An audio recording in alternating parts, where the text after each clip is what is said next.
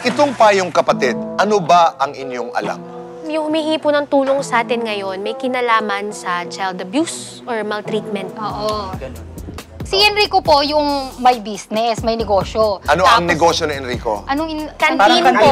Karinderya. And then, pagkatapos, Tim, anong alam mo? Nag-apply naman po dito si Ken kasi wala po siyang trabaho. So, naghimasok po siya, pumapasok po siya kay Enrico. Stay in.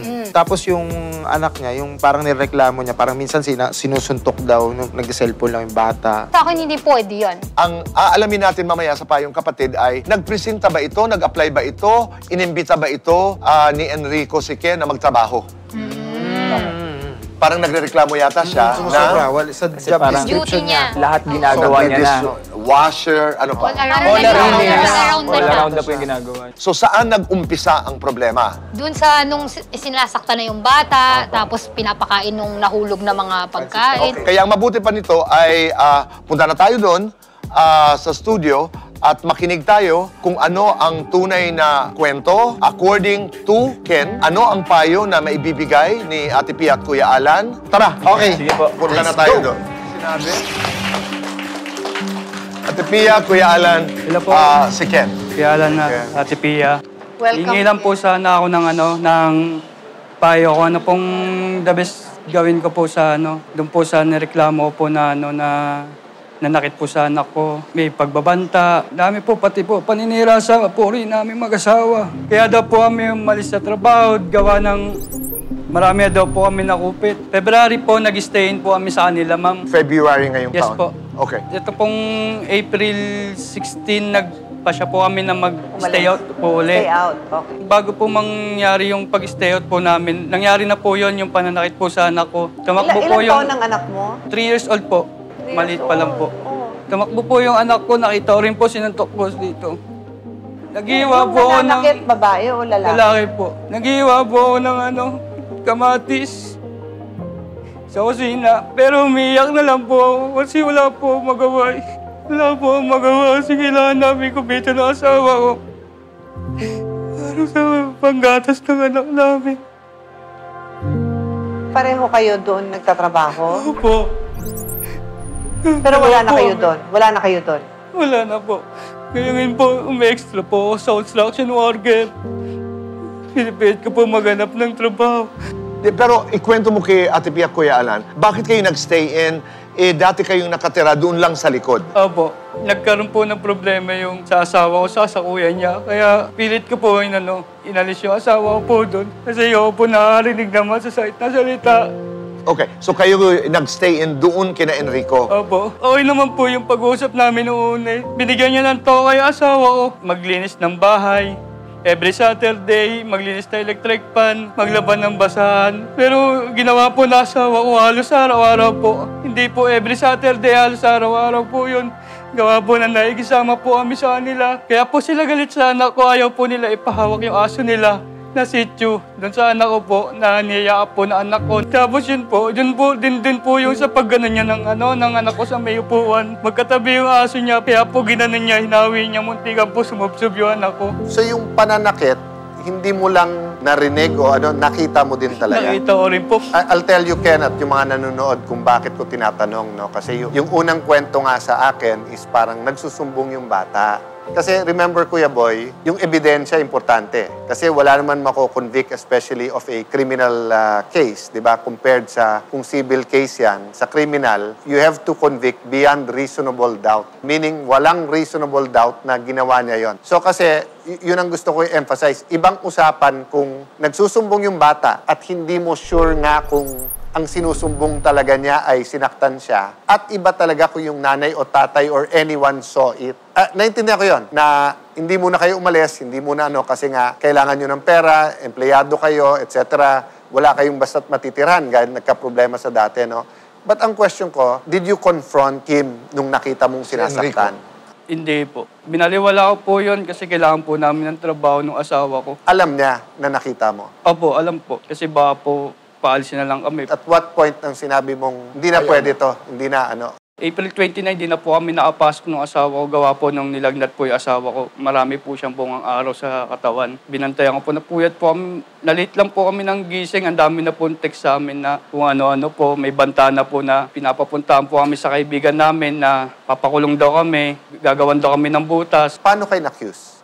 Sa inyo mismo, sa ibang tao, pinost ba? May sinabihan sila? Opo, may witness po kami doon din po. Binanggit po nila doon sa 3 kaibigan namin. Na pinahiya rin po nila kaya po ngayon, hindi na po sa kanila sumasama po yun. Nagtalo kayo nung text na bakit wala pa kayo, bakit hindi ka pa Ba't pumapasok? hindi kayo pumapasok? Opo. So you're still both in the same barangay? Opo, same po kaming barangay. Nagbarangay na kayo, hindi pa? Hindi po. Kasi Hindi po, pa. naisip ko rin po, kakilala nila yung barangay, baka po baliwalayin po kami. Ano ang gusto mong hingin na advice in the sense na anong gusto mong mangyari? Katahimikan lang? Gusto mo ng hustisya? Gusto mong kasuhan? Gusto ko lang po malinis yung pangalan namin doon sa lugar namin. Humingi silang public apology sa akin doon sa nangyari sa anak ko po.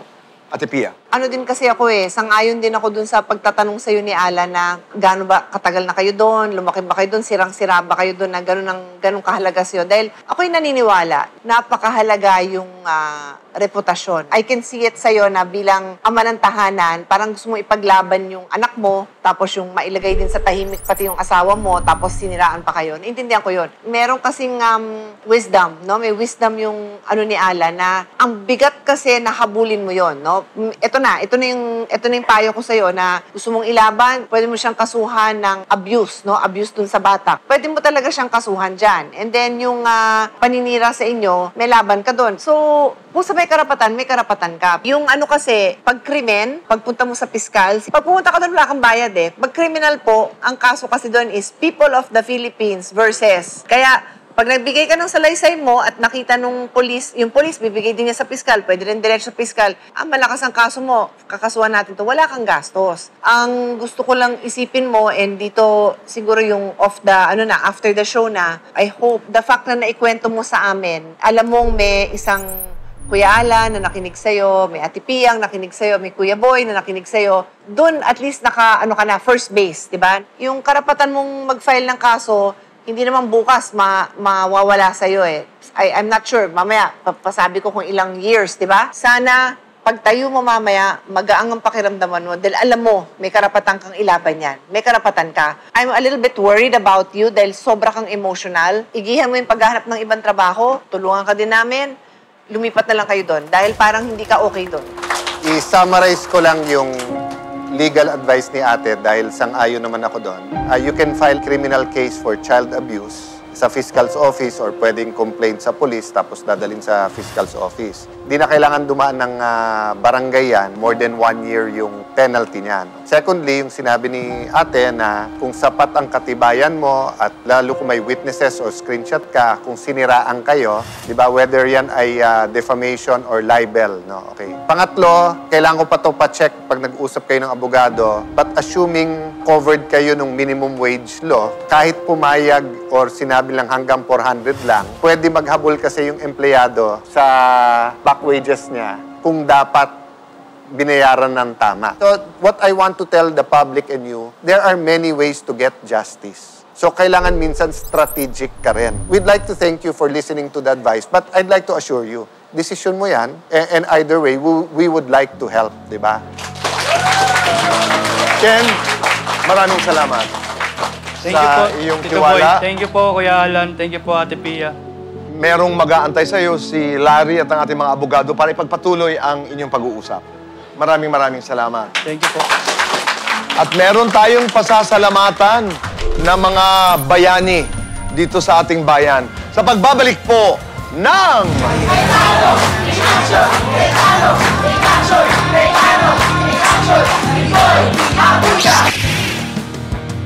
Sa pagbuhos ng luha ni Ken habang kapanayam sina Ate Pia at Kuya Alan, dala raw ito ng mga sama ng loob na matagal na niyang kinikimkim sa sarili. Pinayuhan si Ken ng Cayetano team na humanap na ng lugar na malilipatan. Sasagutin ng programa ang kanyang 3 buwan na upa. Bibigyan din si Ken ng tulong pangkabuhayan at ipagagamot ang kanyang may sakit na biyanan. Sobrang thank you po, Tito Boy, Kuya Alan, Ate Pia. Sobrang laking blessing po lang binigay niyo po sa amin. Lalo-lalo na po sa pamilya ko po. Sa anak ko po. Cayetano in action with Boy Abunda would like to thank Siomai King, ang hari ng siomai. JC Organic Barley, live healthy, choose good life. And Seimada from La Luna Cafe. Come home to a delicious tradition. We're located at 103 ML Quezon Avenue, Hagonoy, Taguig. 7. Visit at B6, Bonifacio High Street, BGC, Taguig.